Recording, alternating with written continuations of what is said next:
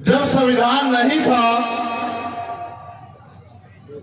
तो ना हम अच्छा पहन सकते थे, ना अच्छा खा सकते थे, ना अच्छे मकानों में रह सकते थे, ना अच्छी पढ़ाई कर सकते थे, ना हमें अच्छा इलाज कराने की अनुमति थी, और ना ही हमें डॉक्टर, इंजीनियर, आईएएस, आईपीएस बनने, यहां तक कि प्रधान से लेके विधायक और एमपी बनने की भी आजादी नहीं थी।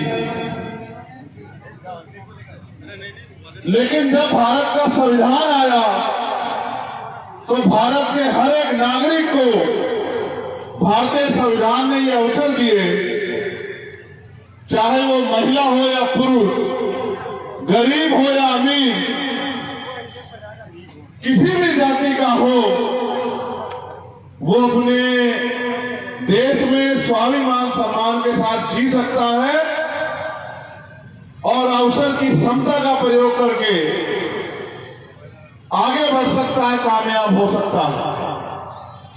यानी कि जो एक भयंकर अंधेरा हमारी जिंदगी पे था, बाबा साहब अम्बेडकर ने अपने 4 बच्चों की कुर्बानी देकर उस अंधेरे को छांट दिया और संविधान के रूप में हमें आगे बढ़ने का, स्वाभिमान सम्मान से जीने का रास्ता दिया।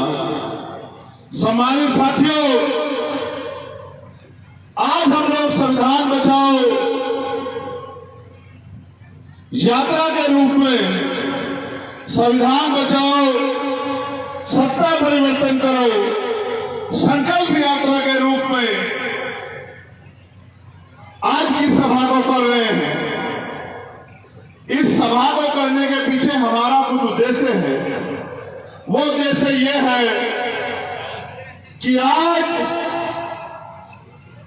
देश की जो सरकार है और उनके जो प्रधानमंत्री के आर्थिक सलाहकार हैं, समिति के अध्यक्ष, वो ये कह रहे हैं कि भारत में संविधान को बदलने का समय आ गया है। हम सभाएं तो पूरे देश में लगातार कर ही रहे हैं, लेकिन आज हमारे ऊपर कठिन दौर आ पड़ा है और हमें इस कठिन दौर में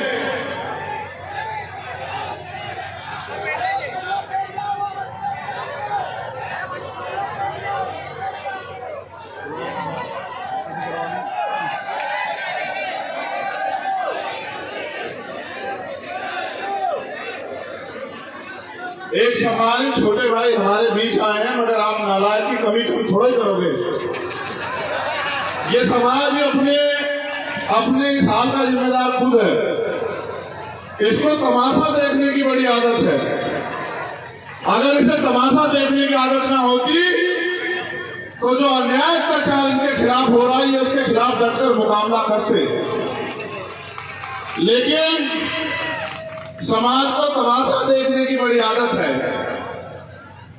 और तमाशे के चक्कर में आपकी जिंदगी तमाशा ही बन गई है। अगर तमाशा ज्यादा दिन तक देखोगे तो शायद समाज से आंख नहीं मिला पाओगे। मैं तुमसे बुनियादी बात करूंगा।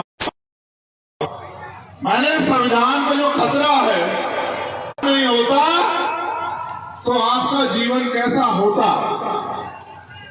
अगर संविधान नहीं होता तो आपके पास क्या अवसर होते, और अगर संविधान नहीं होता तो शायद आज आप इतने स्वाभिमान सम्मान से देश के साधनों में हिस्सेदारी नहीं कर रहे होते। आज उस संविधान को केंद्र की सत्ता में बैठे लोग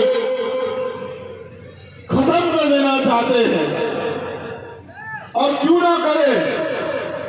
जिनको वो लंबे समय से व्यवस्था बना के, गुलाम बना के जिनको उन्होंने रखा, आज इस संविधान की वजह से वो प्रधान से लेके विधायक,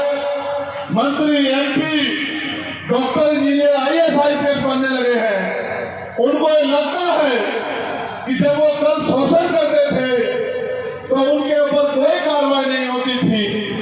आज अगर वो कोई बेबी कह देते हैं, मूल जिंदों को तो छोड़ो, अगर किसी परिनिर्वाण प्राप्त किए गए महापुरुष के बारे में भी कुछ कह देते हैं, उनकी मूर्ति में को भी कुछ कह देते हैं, तो मुकदमा होता और जेल जाना पड़ता है। तो ऐसे संविधान को क्यों रखे? वो तो अपनी जगह सही है, लेकिन मुझे आपसे पूछना है कि क्या आप अपनी जगह अपनी जिम्मेदारी को अदा कर रहे हो?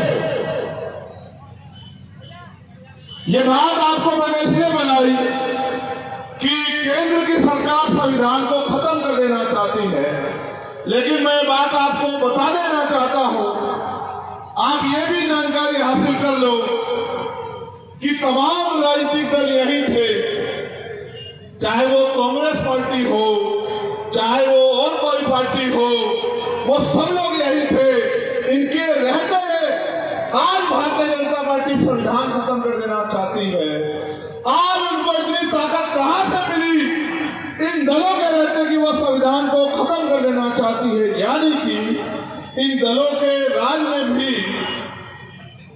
आपका संविधान सुरक्षित नहीं। क्या पूरे देश में भारतीय जनता पार्टी की सरकार है? अन्य पार्टी की भी तो सरकार है, तो उनकी सरकारें होते फिर संविधान क्यों खतरे में है? उसका एकमात्र कारण यह है कि एक तरफ वो लोग हैं जिनको संविधान से फायदा हो रहा है, जो इस मंच के आसपास बैठे हैं, इस मंच पर बैठे हैं, और एक तरफ वो लोग हैं जो संविधान के द्वारा आपको मिले गए फायदे को रोक देना चाहते हैं। अगर किसी और के कंधे पे रख के अपनी लड़ाई करना चाहते हो तो आप सिर्फ अपनी बारी का इंतजार कर रहे हो।